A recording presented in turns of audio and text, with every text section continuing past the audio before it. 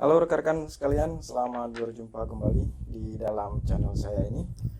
Kali ini saya akan membahas tentang bagaimana cara menghitung kapasitas produksi dari si ekskavator ataupun sering disebut dengan namanya alat backhoe. Jadi sebelum kita mencoba untuk menghitung kapasitas produksi ekskavator ini, terlebih dahulu kita mengenali dulu bagian-bagian dari si ekskavator ini. Nah, kali ini kawan-kawan sekalian, saya punya suatu prototipe,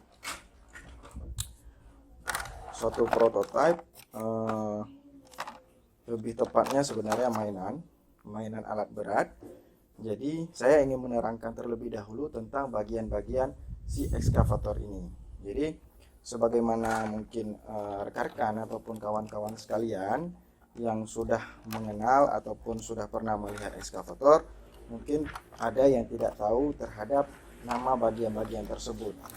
Nah, sebagaimana rekan-rekan lihat di monitor, ini adalah bagian-bagian dari ekskavator. Namun posisinya prototipe yang saya pegang ini sudah di atas tradu namanya. Jadi mobil yang mengangkat si ekskavator ini namanya tradu. Jadi posisinya tracknya yang kurang. Jadi namun demikian saya ingin menjelaskan sedikit tentang nama-nama bagian dari si ekskavator ini. Nah, yang pertama ini namanya adalah bucket. Bucket ini adalah untuk penampang pada saat melakukan galian ataupun si ekskavator pada saat menggali menggunakan bucket ataupun kukunya ini. Jadi bucketnya ini ukurannya ada dua kalau tidak salah, ataupun mungkin sekarang lebih. Jadi ada yang kapasitasnya ini adalah ukuran 0,8 kubik dan ada yang 1 kubik. Jadi di atas 1 kubik saya belum ada informasi, mungkin sudah ada. Jadi ini namanya adalah bucket dengan ukuran sesuai yang saya sebutkan tadi, ada yang 0,8 dan ada yang 1 kubik.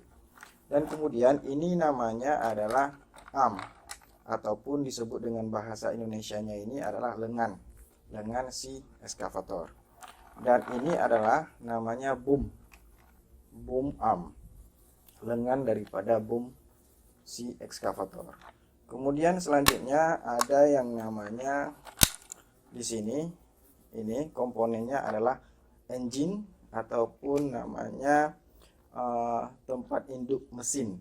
Jadi mungkin kawan-kawan sekalian kalau pernah melihat ekskavator sedang beroperasi mengeluarkan asap, dia katup engine-nya itu dibuka. Jadi untuk mengeluarkan hawa panas yang berlebihan. Jadi di sini adalah pusat engine-nya. Jadi kemudian selanjutnya adalah di posisi ini. Ini adalah namanya kabin. Kabin ini berfungsi sebagai tempat si operator untuk mengemudikan ataupun mengoperasikan si alat ekskavator ini. Jadi dan yang terakhir ada di sininya, kebetulan ini tidak lengkap, ada yang namanya track ataupun roda daripada si ekskavator itu sendiri. Dan rodanya itu berbentuk seperti roda tank tempur. Jadi dia menggunakan besi, bukan ban karet. Jadi itu fungsinya track sebagai jelajah di medan yang krusial, di medan yang kita sudah mengenali yang namanya komponen dari bagian ekskavator. Nah, ekskavator ini digunakan sebagai alat untuk menggali ataupun membongkar suatu bidang bongkaran. Bongkarnya adalah bongkaran-bongkaran yang ringan. Jadi tujuan utama atau fungsi utama daripada alat ini adalah untuk menggali suatu bidang galian. Nah, pada saat melakukan penggalian, si ekskavator ini juga mempunyai banyak perhitungannya. Ada kapasitas bucket, faktor efisiensi alat, dan juga faktor-faktor yang mempengaruhi seperti ukuran pada saat dia swing dan segala macam. Jadi pada saat kita menghitung kapasitas produksi berapa dia mampu untuk menggali, maka harus didukung oleh standar alat yang bagus dan juga operator yang kompeten. Jadi dua itu adalah faktor yang sangat penting. Jadi berdasarkan SNI ataupun berdasarkan Permen PU tahun 2016, ada yang namanya waktu siklus untuk melakukan suatu kegiatannya.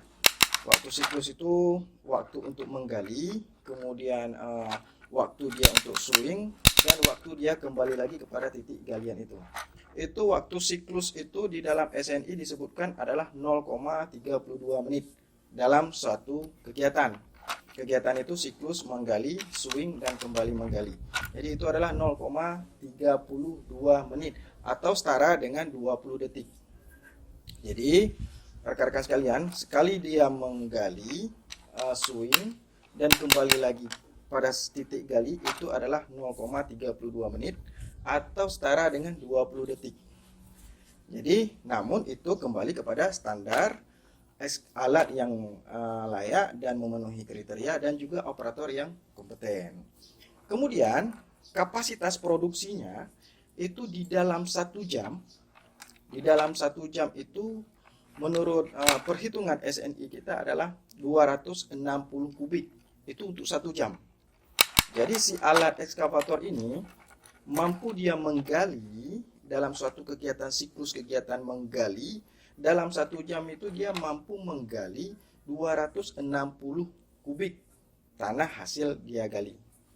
Jadi kalau kita umpamakan, kalau kita proyeksikan, jika dia dalam 1 jam mampu menggali 260 kubik, itu setara dengan dia menggali 1 kolam renang dengan ukuran panjang 10 meter, lebar 5 meter, dan kedalaman gali 5 meter.